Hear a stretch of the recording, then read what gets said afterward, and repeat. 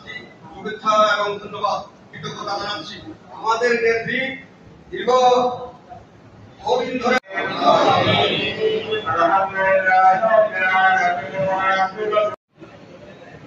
দক্ষিণ কাশ্মীরে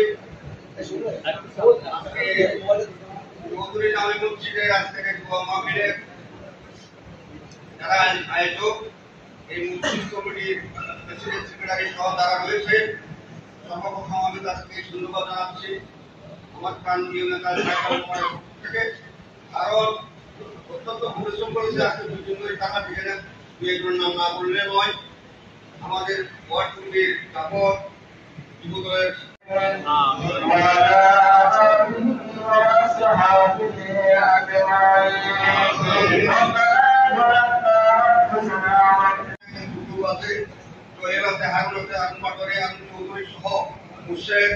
আমাদের আলিশহর থানা